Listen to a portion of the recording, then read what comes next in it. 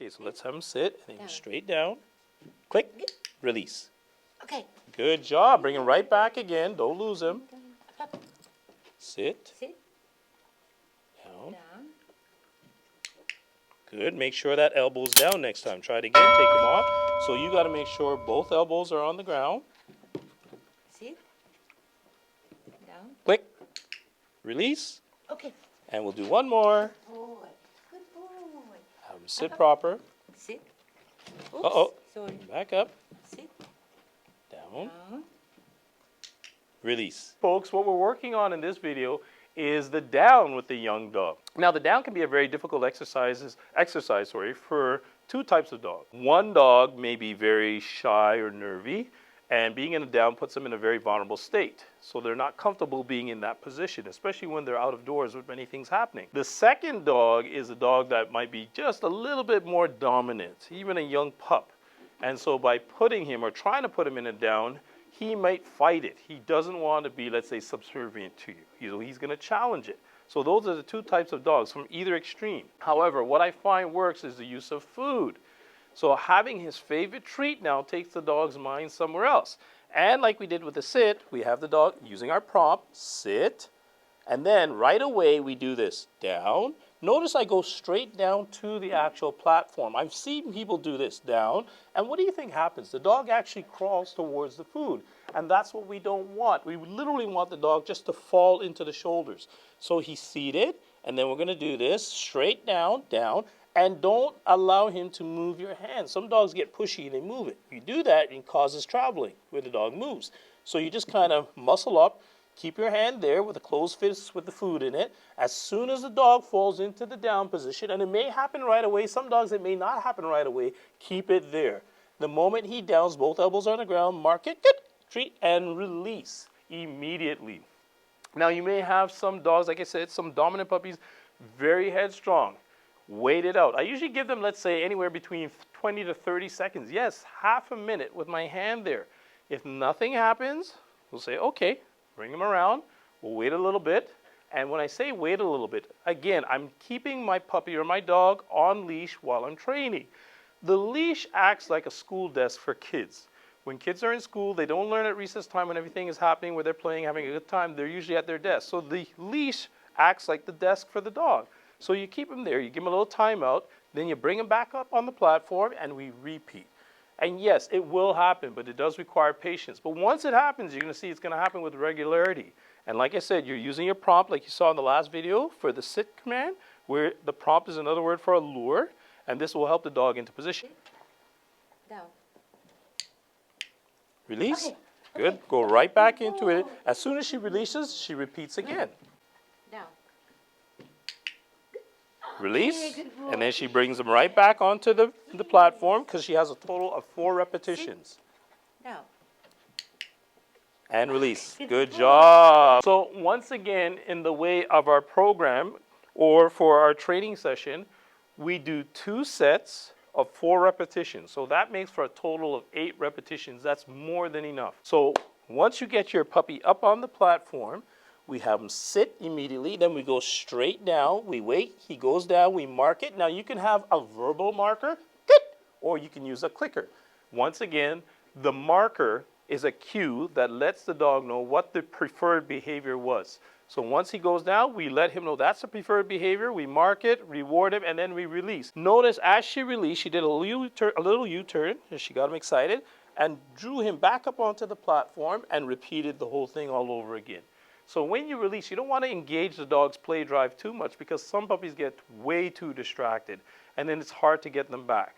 So it's a light, okay, light praise, bring him back and repeat.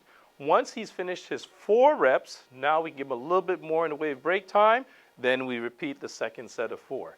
And at the end of that now, we're going to engage his play drive by bringing out his favorite toy. It could be a ball, squeaky, could be a tug, anything he really loves, lets him know that school is out. And that's how we teach the down exercise. And just like in our video for the sit exercise, we like to train this behavior on the platform. Once again, it gives us more in the way of control. And this platform is not big. Like it's probably maybe 2 feet by 2 feet. That's it. It's small enough, yet big enough to give us enough control and it's comfortable for the dog. You can use anything. It could be a table. Back in the day, we used to use a tree stump, something not even as big, but it teaches them right on the spot to do everything, especially for our competitive obedience dogs, where we need them to perform those behaviors when they're in motion without traveling. It was ideal for that. So again, the platform, very handy in the way of control. The down is also a very functional exercise. So it's really good for dogs that have aggression issues later on. It helps to really suppress some of that behavior by teaching him that, again, you are the pack leader. Down means down. It helps to neutralize him a little bit faster, gives you a little bit more control. For the working dogs, we use that again in odor detection, where when the dog finds the odor, he will lie down, indicating, letting us know that this is where the odor is. So like I said, there are many reasons why people would teach the dog to down. Let's say you're going for a stroll down the beach. It's summertime, you want to hang out at a cafe, teach your dog to lie down and stay beside you. Right now, we're just teaching them the act of going down. In another video, we're going to show you how to implement the stay now for the command, the down also for the stand. So look out for that video. That's going to be coming up shortly. Okay, in the way of training the young dog, you can actually start teaching the behaviors, the obedience exercises, as early as 3 months of age. You don't necessarily have to wait until they're older. Usually at that age, we're using more in the way of food. So it's inducive training. It's more positive reinforcement. It's easier for the dog to learn using the lure or the prompting technique.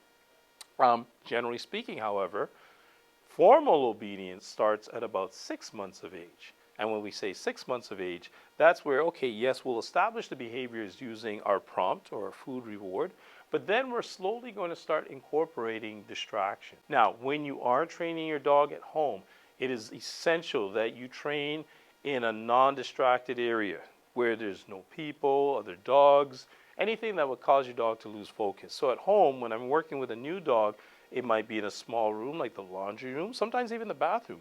With my bird, my cockatoo, that's how I tamed it. I used the bathroom as a nice small enclosure where nobody was there to distract it, and it made training go by so much more easily. And the same thing with your young dog. You find a nice quiet space, establish your behaviors. As time goes on, and you see that the dog has, again, knowledge. As time goes on, you see that the dog understands the commands. Now we can slowly start to incorporate a little bit more in the way of distractions. So instead of training in that small area, we'll probably take the dog out into another area, be it the living room. So now you may have somebody else sitting down, watching TV, or maybe no TV, because that might be too much distraction. Ideally, you want to do a little bit at a time. It's called shaping, raising the criteria of learning, making it just a little bit more challenging.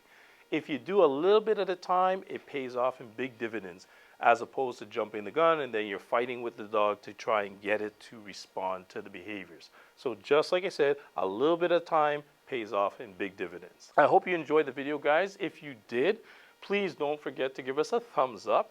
And if you can, subscribe to our channel. This way we'll let you know when we have new and upcoming videos for you. At the same time, you might want to check out my new book, Instinct to Excellence. And in that book, it covers everything from dog behavior, the whole psychology behind it, to different training techniques and management of the dog at home. With that said, have a good one, guys, and take care.